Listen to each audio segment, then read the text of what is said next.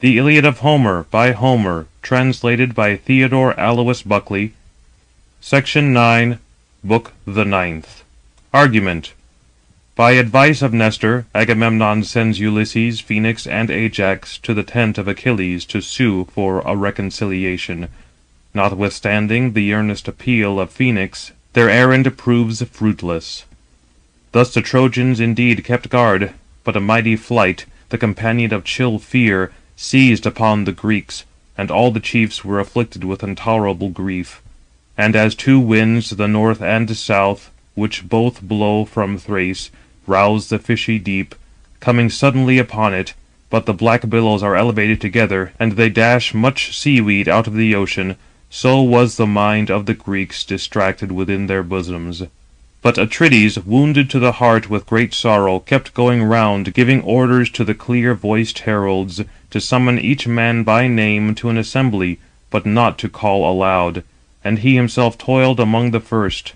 And they sat in council, grieved, and Agamemnon arose, shedding tears like a black water fountain, which pours its gloomy stream from a lofty rock. Thus he, deeply sighing, spoke words to the Greeks. O friends, leaders and chieftains over the Greeks, Jove, the son of Saturn, has greatly entangled me in a grievous calamity, cruel, who once promised me, and assented, that I should return, having destroyed well-built Ilium. But now has he plotted an evil fraud, and orders me to return inglorious to Argos, after I have lost much people. Thus doubtless will it be agreeable to almighty Jove, who has already overthrown the heights of many cities, and will still overthrow them, for his power is greatest. But come, let us all obey as I advise. Let us fly with the ships to our dear fatherland, for now we shall not take wide-wayed Troy. Thus he spoke, but they were all still in silence, and the sons of the Greeks being sad, kept silent long. At length Diomede, brave in the din of battle, spoke, Son of Atreus, thee will I first oppose, speaking inconsiderately, as is lawful in the assembly. But be not thou the least offended. First among the Greeks didst thou disparage my valour, saying that I was unwarlike and weak. And all this, as well the young as the old of the Greeks know. One of the two things hath the son of crafty Saturn given thee. He has granted that thou shouldst be honoured by the sceptre above all. But valour hath he not given thee, which is the greatest strength. Strange man, dost thou then certainly think that the sons of the Greeks are unwarlike and weak, as thou sayest? If indeed thy mind impels thee, that thou shouldst return, go. The way lies open to thee, and thy ships stand near the sea, which very many followed thee from Mycenae. But the other long-haired Greeks will remain until we overthrow Troy. But if they also choose, let them fly with their ships to their dear fatherland. But we twain, I and Sthenelus, will fight, unless we find an end of Troy. For under the auspices of the deity we came. Thus he spoke, but all the sons of the Greeks applauded, admiring the speech of steed-breaking Diomede. But then the knight Nestor, rising up, addressed, Son of Tydeus, preeminently indeed art thou brave in battle, and the best in counsel amongst all thine equals. No one has censured thy discourse, nor contradicts it, as many as are the Greeks. But thou comest not to an end of discussion. Assuredly thou art youthful, and mightst be my youngest son for age. Yet thou speakest prudent words to the kings of the Greeks, for thou hast said aright. But come, I who boast to be older than thou will speak out, and discuss everything.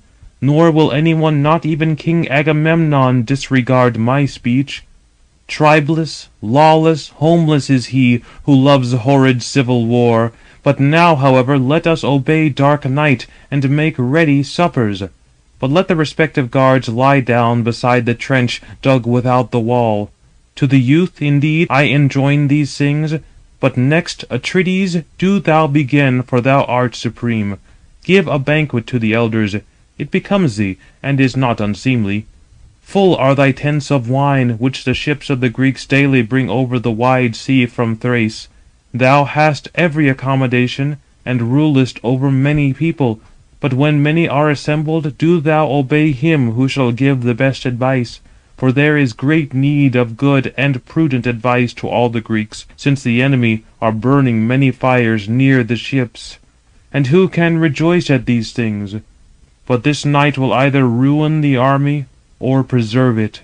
Thus he spoke, and they heard him very attentively, and obeyed. But the guards rushed forward with their arms, those around Thrasymedes, the son of Nestor, the shepherd of the people, Ascalaphus and Ialmenus, sons of Mars, Meriones, Apharius, and Dapyrus, as well as the sons of Creon, noble Lycomedes. These were 7 leaders of the guards, and 100 youths marched along with each, holding long spears in their hands. Proceeding to the space between the trench and the wall, there they sat down, and there kindled a fire, and prepared each his supper.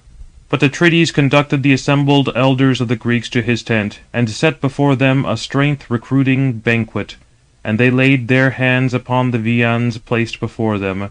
But when they had dismissed the desire of eating and drinking, to them first of all did aged Nestor, whose advice had previously appeared best, begin to interweave advice, who wisely counselling addressed them and said: "Most glorious Atrides, king of men, Agamemnon, with thee shall I end, and with thee shall I commence, since thou art a king of many nations, and Jove hath placed in thine hands both a scepter and laws, that thou mayest consult for their advantage.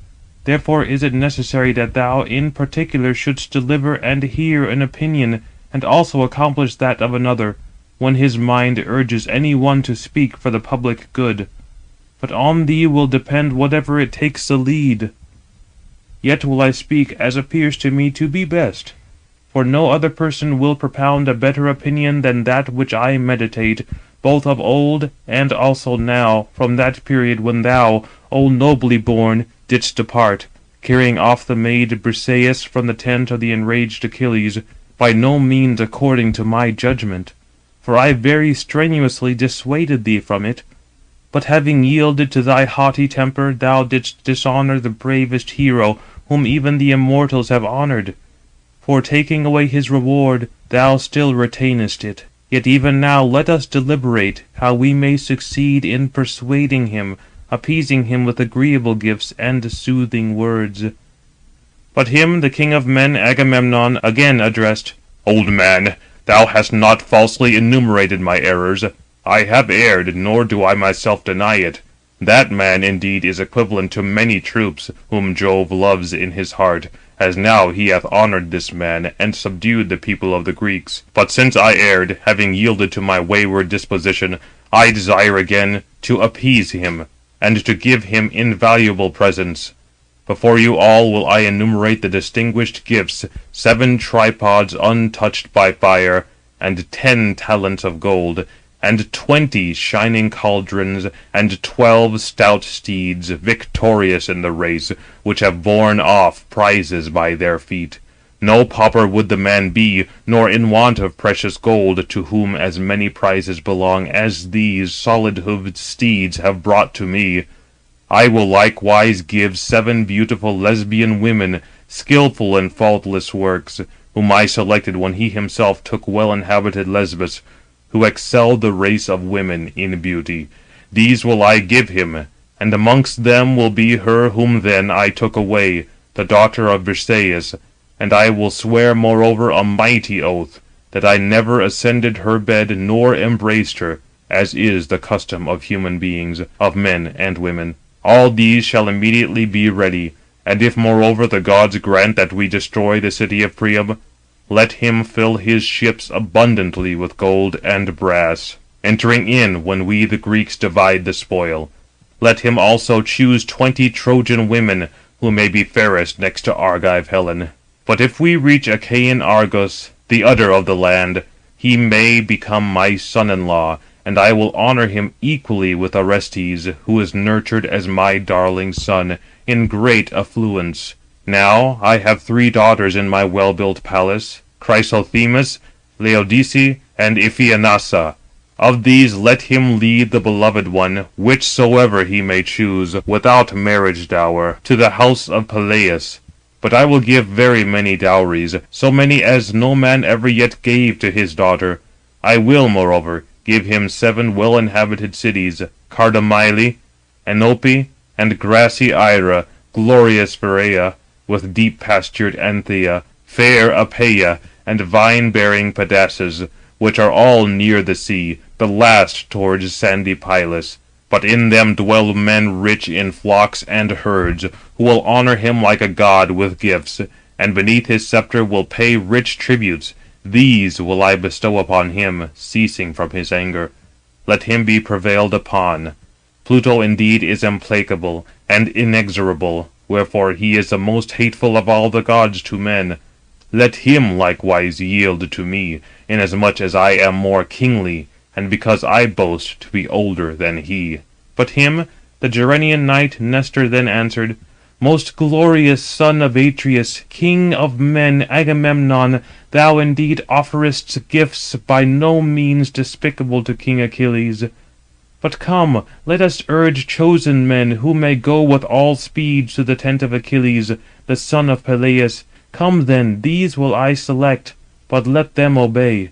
First of all indeed let Phoenix, dear to Jove, be the leader. Next then mighty Ajax and divine Ulysses, and of the heralds let Hodius and Eurybates follow with them. But bring water for the hands, and command to observe well-omened words, that we may supplicate Saturnian Jove, if perchance he will take pity. Thus he spake, and delivered an opinion agreeable to them all. Immediately indeed the heralds poured water upon their hands, and the youths crowned the goblets with wine. Then they distributed them to all, having poured the first of the wine into the cups. But when they had made libations, and drank them as much as their minds desired, they hastened from the tent of Agamemnon the son of Atreus. To them the Gerenian knight Nestor gave many charges, looking wistfully upon each, particularly upon Ulysses, that they should endeavour to persuade the blameless son of Peleus.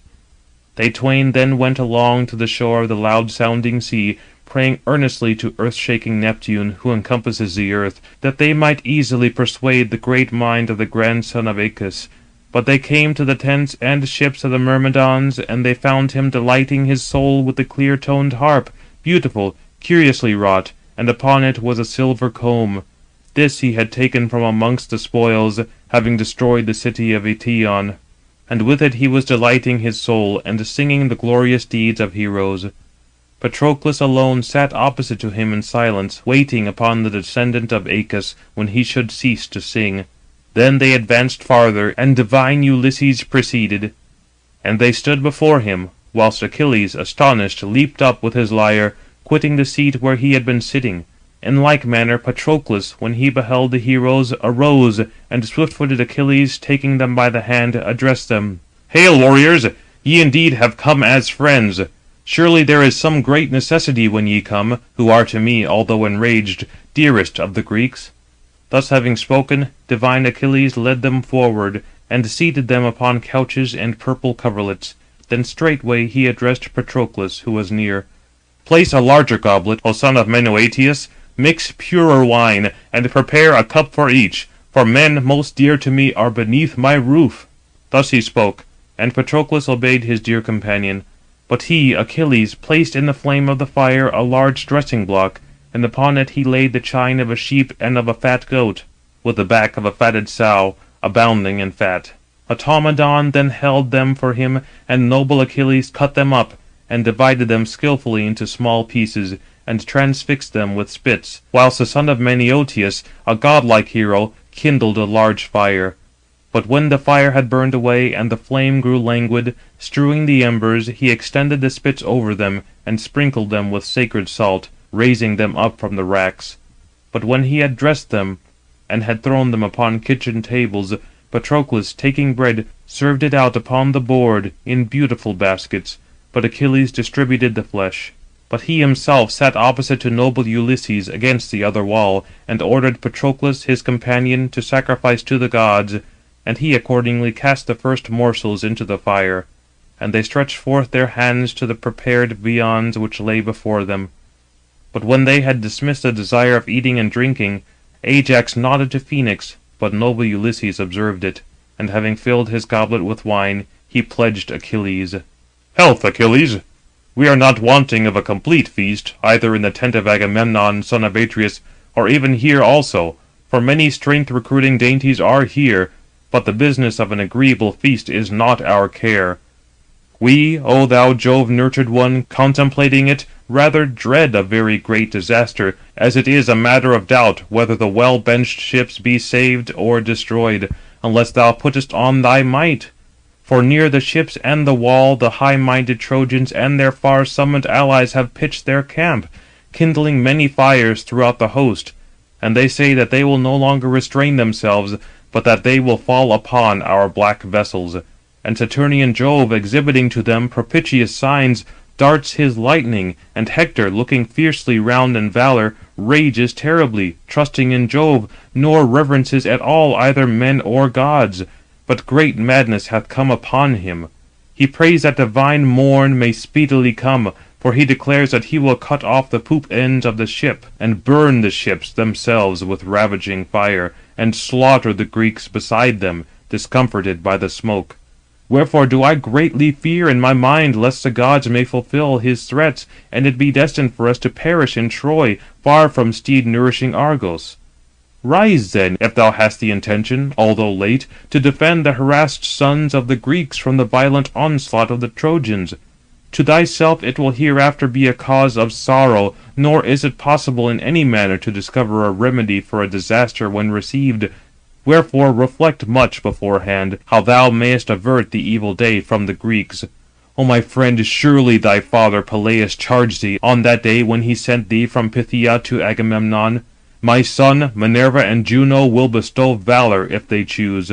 But restrain thy great-hearted soul within thy breast, because humanity is better, and abstain from injurious contention, that both the youth and elders of the Greeks may honour thee the more. Thus did the old man give charge, but thou art forgetful. Yet even now desist, and lay aside thy mind-corroding wrath. To thee Agamemnon gives worthy gifts, ceasing from indignation. But if thou wilt hear from me, and I will repeat to thee how many presents Agamemnon in his tents hath promised thee, 7 tripods untouched by the fire, and 10 talents of gold, 20 shining cauldrons, and 12 stout steeds, victorious in the race, which have borne off prizes by their feet. No pauper, nor in want of precious gold would that a man be, to whom so many prizes belonged to the steeds of Agamemnon, have borne off by their fleetness. He will likewise give 7 beautiful women, skilful in faultless works, Lesbians, whom he selected when thou thyself didst take well-inhabited Lesbos, who then excelled the race of women in beauty. These will he give thee, and amongst them will be her whom once he took away, the daughter of Briseis, and he will moreover swear a mighty oath, that he never ascended her in bed nor embraced her, as is the custom. O king, both of men and women, all these shall immediately be in waiting, and if moreover the gods grant that we pillage the vast city of Priam, entering, thou mayest fill thy ships abundantly with gold and brass, when we the Greeks divide the spoil. Thou shalt also choose 20 Trojan women, who may be fairest next to Argive Helen. But if we reach Achaean Argos, the udder of the land, thou mayest become his son-in-law, and he will honour thee equally with Orestes, who was nurtured as his darling son in great affluence. But he has 3 daughters in his well-built palace, Chrysothemis, Laodice, and Iphianassa. Of these thou shalt conduct the most beloved whomsoever thou mayest choose, without marriage gifts, to the house of Peleus. But he will give very many dowries, such as no man yet gave his daughter. He will moreover give thee 7 well-inhabited cities, Cardamyle, Enope, and grassy Ira, the glorious Pherea, with deep-pastured Anthea, fair Apaea, and vine-bearing Pedasus, which are all near the sea, the last towards sandy Pylus. But in them dwell men abounding in flocks and herds, who will honour thee with gifts like a god, and under thy sceptre pay rich tributes. These will he fulfil to thee, ceasing from thy wrath. But if indeed the son of Atreus himself and his gifts be more hateful to thee from thine heart, at least have pity upon all the other Greeks, harassed throughout the army, who will honour thee as a god, for surely thou wilt obtain very great honour among them. But for now mayest thou slay Hector, since he hath already come very near thee, possessing destructive fury, since he declares that no one of the Greeks whom the ships have conveyed hither in his equal. But him swift-footed Achilles answering addressed, Most noble son of Laertes, much scheming Ulysses, it behooves me indeed to speak my opinion without reserve, even as I think, and as will be accomplished, that ye may not, sitting beside me, keep whining one after another. Hateful to me as the gates of Hades is he who conceals one thing in his mind and utters another. But I will speak as appears to me to be best, and I think that neither Agamemnon the son of Atreus nor the other Greeks will persuade me, since there is no gratitude to him who fights ever ceaselessly with hostile men. An equal portion falls to him who loiters, as if one continually fight, and the coward is in equal honour with the brave. The man of no deeds and the man of many are wont equally to die, nor does anything lie by me as a store, because I have suffered sorrows in my soul, ever risking my life to fight. And as the bird brings food to her unfledged young when she hath found it, although she fares badly herself, so have I too spent many sleepless nights, and gone through bloody days in combat, fighting with heroes for their wives' sakes. 12 cities indeed of men have I wasted with my ships, and on foot I say 11 throughout the fertile Troad. From all these have I carried off many and precious spoils, and bearing them have given all to Agamemnon the son of Atreus, whilst he, remaining behind at the swift ships, receiving them, hath distributed but few, but retained many. To the chiefs and kings hath he given other prizes, to whom indeed they remain entire. But from me alone of the Greeks hath he taken it away, and he possesses my spouse, dear to my soul, with whom reclining let him delight himself. But why is it necessary that the Greeks wage war with the Trojans? Or from what necessity did the son of Atreus, assembling an army, lead it hither? Was it not on account of fair-haired Helen? Do the sons of Atreus alone of articulate-speaking men love their wives? Surely not, since whatever man is good and prudent loves and cherishes his spouse. Thus I too loved her from my soul, though the captive of my spear. And now, since he hath snatched my reward from my hands and deceived me, let him not make trial of me, already well informed, for he will not persuade me. But let him consider with thee, O Ulysses, and the other kings, how he may repel the hostile fire from the ships. Assuredly he has already accomplished many labours without me. He has already built a rampart, and drawn a trench broad and large beside it, and planted in it palisades, but not even thus can he restrain the might of man-slaughtering Hector. Whilst I indeed fought amongst the Greeks, Hector chose not to arouse the battle at a distance from the wall, but he came only as far as the Scaean gates and the beech tree. There once he awaited me alone, and with difficulty escaped my attack. But since I choose not to war with noble Hector, to-morrow, having performed sacrifices to Jove and all the gods, and having well laden my ships, when I shall have drawn them down to the sea, thou shalt behold, if thou wilt, and if such things be a care to thee, my ships early in the morn sailing upon the fishy Hellespont, and men within them eager for rowing. And if glorious Neptune grant but a prosperous voyage on the 3rd day, I shall surely reach fertile Phthia. Now there I have very many possessions, which I left coming hither to my loss.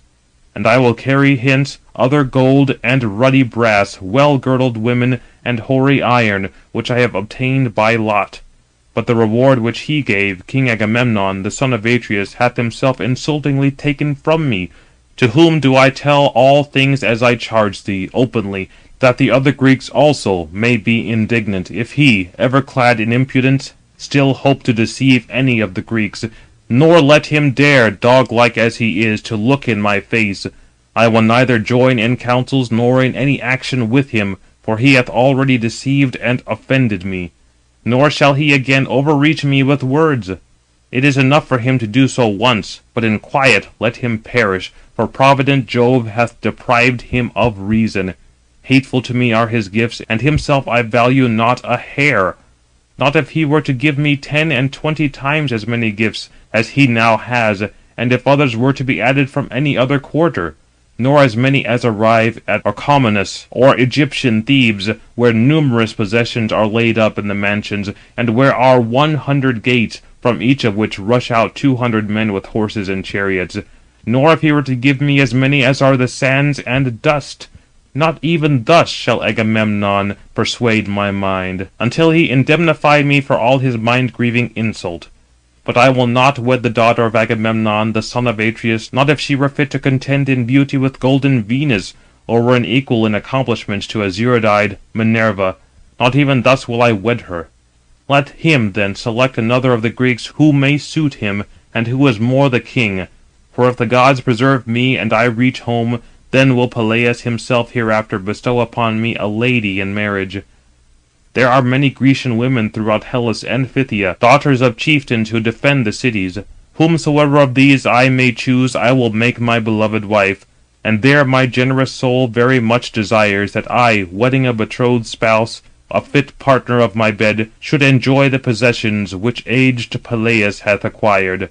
For not worth my life are all the treasures which they say the well-inhabited city Ilium possessed, whilst formerly at peace, before the sons of the Greeks arrived, nor all which the stony threshold of the archer Phoebus Apollo contains within it, in rocky Pytho. By plunder, oxen and fat sheep are to be procured, tripods are to be procured, and the yellow heads of steeds. But the life of man cannot be obtained nor seized, so as to return again when once it has passed the enclosure of the teeth. For my goddess mother, silver-footed Thetis, declares that double destinies lead me on to the end of death. If, on the other hand, remaining here, I wage war around the city of the Trojans, return is lost to me, but my glory will be immortal. But if, on the other hand, I return home to my dear fatherland, my excellent glory is lost, but my life will be lasting, nor will the end of death speedily seize upon me. And to others also would I give advice to sail home. For ye will not find an end of lofty Ilium, for far-sounding Jove hath stretched over it his hand, and the people have taken courage.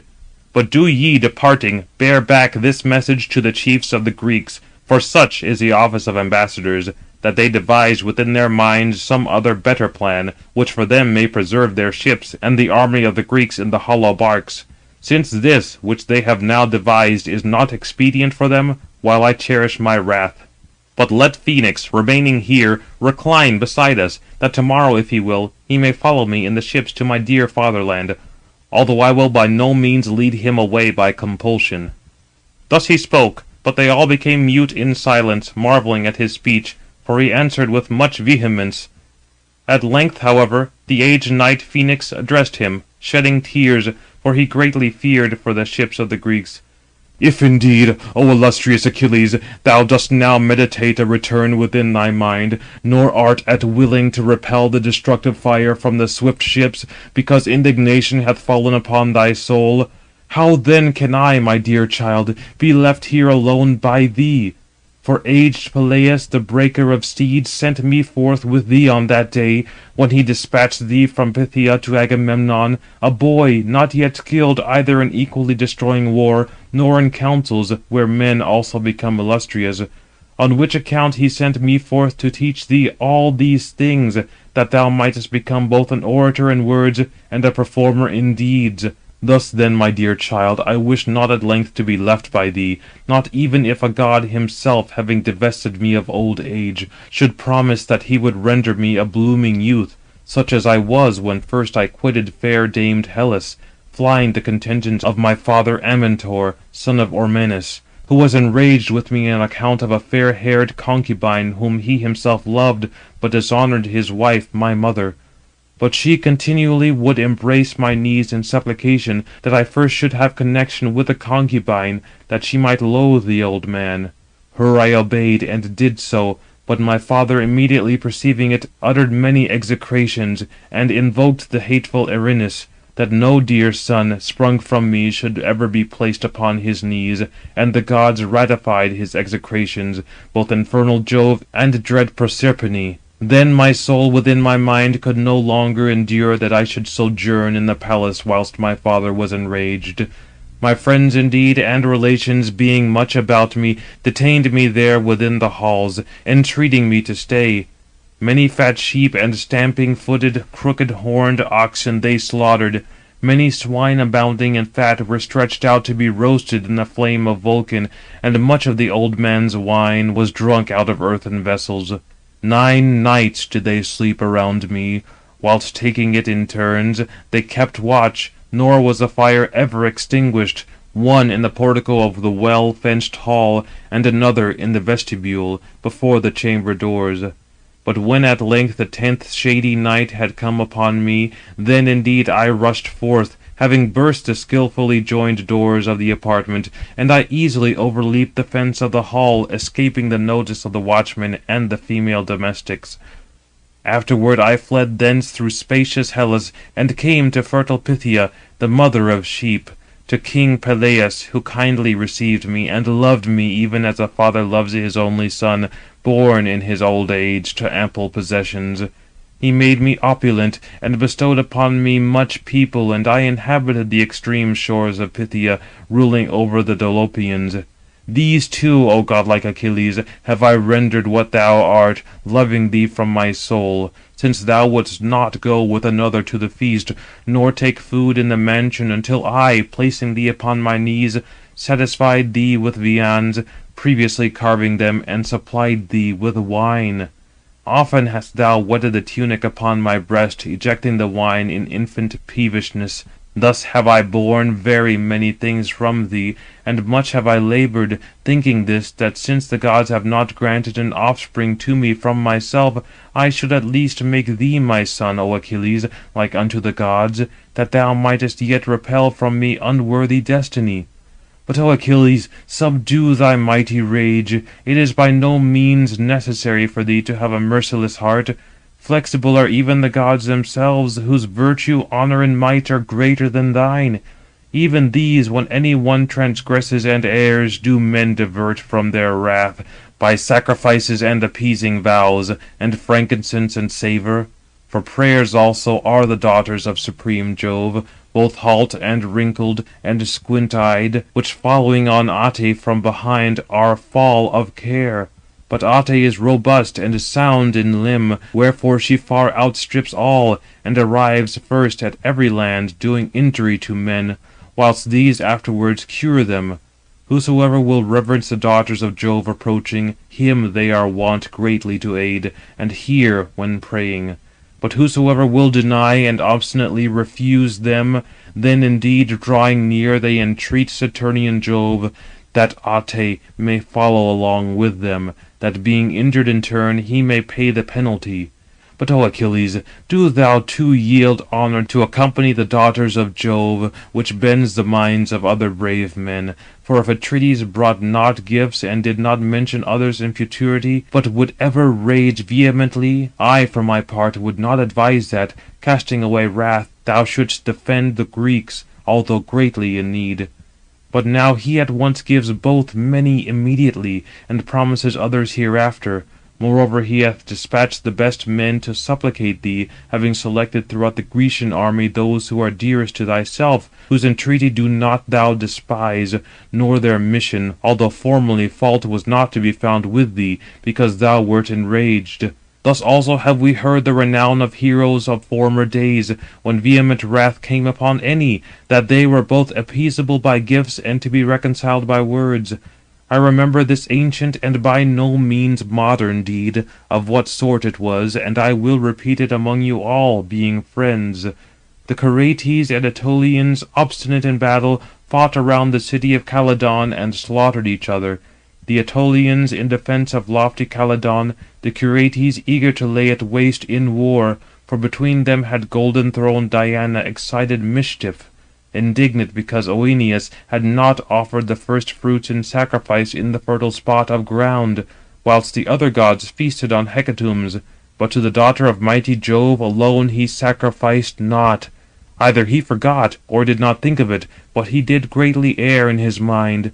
But she, the daughter of Jove, delighting in arrows, enraged, sent against him a sylvan wild boar with white tusks, which did much detriment, as is the wont of boars, to the land of Oeneus. And many tall trees, one after another, did he prostrate on the ground, with their very roots and blossom of their fruit. But him Meleager, son of Oeneus, slew, assembling huntsmen and dogs from many cities. for he would not have been subdued by a few mortals, so mighty was he, and he caused many to ascend the sad funeral pile. Still she, Diana, excited around him a great tumult and war between the Curetes and magnanimous Aetolians, for the head and bristly skin of the boar.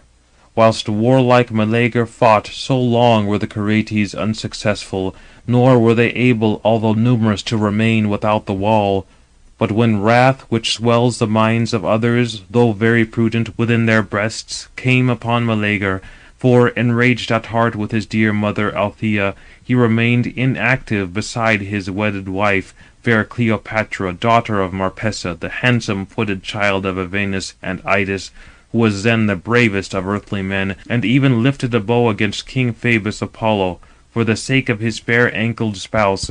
Her Cleopatra, then father and venerable mother in the palace, were accustomed to call by the surname of Alcyone, because her mother, having the plaintive note of sad Alcyone, lamented with far-darting Phoebus Apollo, stole her away. Beside her he, Meleager, remained inactive, brooding over his sad anger, enraged because of the curses of his mother, who, much grieving, prayed to the gods on account of the murder of her brethren.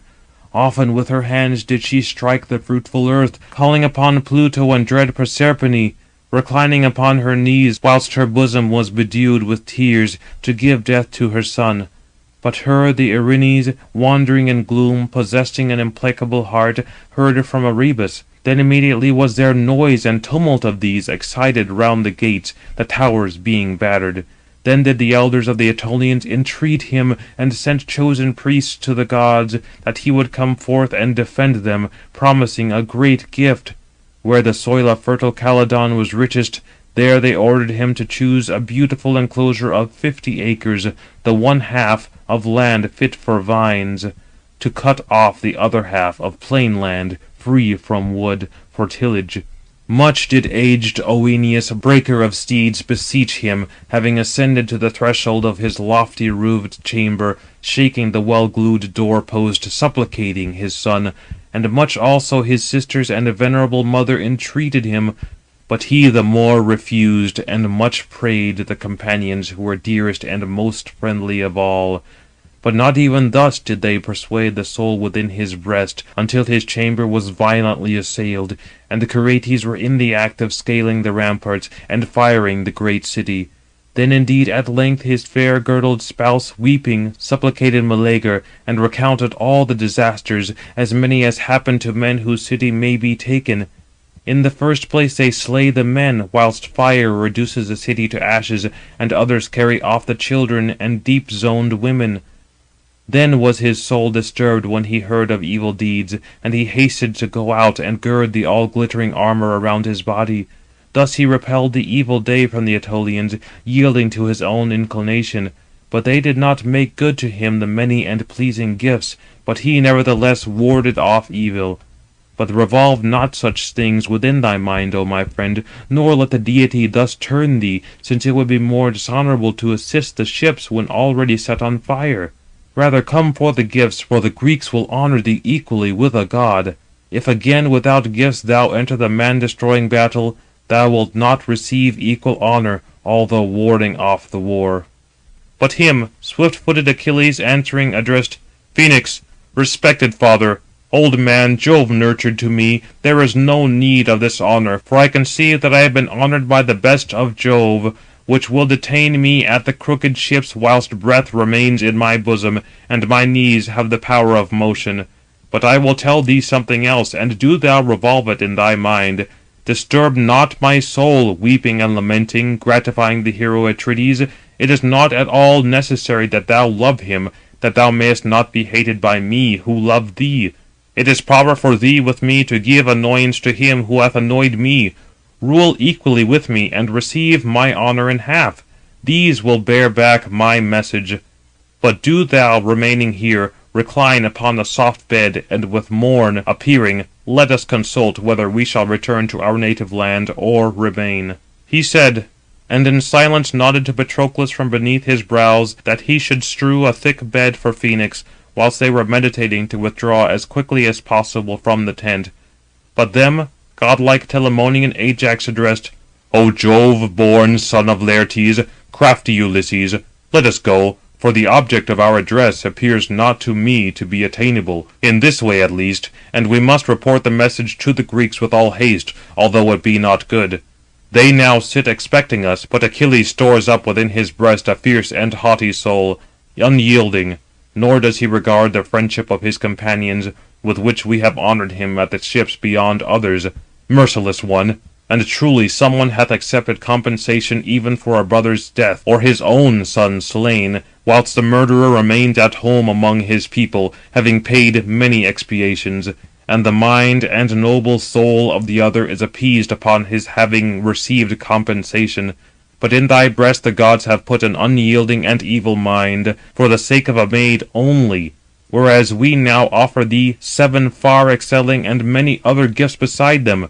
Do thou then assume a propitious disposition, and have respect to thy house, for we are guests beneath thy roof from the multitude of the Greeks, and desire to be most dear and friendly to thee, beyond all the Achaeans, as many as they are." But him swift-footed Achilles answering addressed: "Most noble Ajax, son of Telamon, chief of the people, thou appearest to me to have said all this from thy soul, yet does my heart swell with indignation as often as I recollect those things, how the son of Atreus hath rendered me dishonoured among the Greeks, as if it were some contemptible stranger. But go ye, and carry back my message, for I shall not think of bloody war, before the son of warlike Priam, noble Hector, slaughtering the Greeks, shall reach the ships of the Myrmidons, and burn the ships with fire.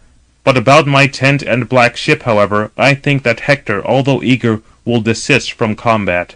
Thus he spake, but they each having seized a double goblet, having made libations, went back by the side of the fleet, and Ulysses led the way. But Patroclus gave orders to his companions and female domestics to strew with all haste a thick couch for Phoenix, and they, obedient, spread a bed as he desired, sheepskins, coverlets, and the fine fabric of flax. There lay the old man, and awaited heavenly morn. But Achilles slept in the recesses of his well-made tent, and beside him lay a lady, fair-cheeked Diomede, daughter of Phorbas, whom he had brought from Lesbos. And Patroclus on the other side reclined, and by him also lay fair-waisted Iphis, whom noble Achilles gave him, having taken lofty Scyros, a city of Aeneas. But when they were within the tents of Atrides, the son of the Greeks, rising one after another, received with them the golden cups, and interrogated thus. At first the king of men Agamemnon inquired: "Come, tell me, O Ulysses, much praised, great glory of the Greeks, whether does he wish to ward off the hostile fire from the ships, or has he refused, and does wrath still possess his haughty soul?" But him much enduring noble Ulysses then addressed: "Most glorious son of Atreus, Agamemnon, king of men, he wills not to extinguish his wrath, but is the more filled with anger, and despises thee as well as thy gifts. He bids thee thyself consult with the Greeks in what manner thou mayest preserve both the ships and the army of the Greeks, but has himself threatened, that with the rising dawn he will launch into the main his well-benched, equally plied vessels. And he has declared that he would advise others also to sail home, since ye will not now effect the destruction of lofty Ilium. For far-resounding Jove hath greatly stretched forth his hand over it, and the people have taken courage." Thus he spoke, and here are these who followed me, Ajax and the 2 heralds, both prudent men, to tell these things. But aged Phoenix hath lain down there, for thus he ordered, that in the morning, if he chose, he might follow him in the ships to his dear fatherland, but he will by no means carry him off against his will.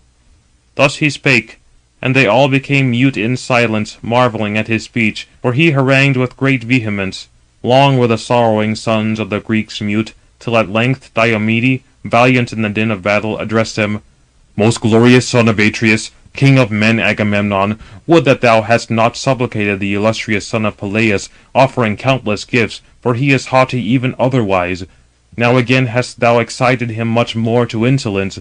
Let us however leave him alone, whether he go or remain, for he will fight again at that time when his mind within his breast urges, and the deity incites him. But come, let us all obey as I shall advise. Go now to rest, having satisfied your hearts with food and wine, for this is force and vigour. But when fair rosy-fingered morn has shone forth, draw up the infantry and cavalry with all haste before the ships, cheering them, and do thou thyself likewise fight in the foremost ranks." Thus he spake,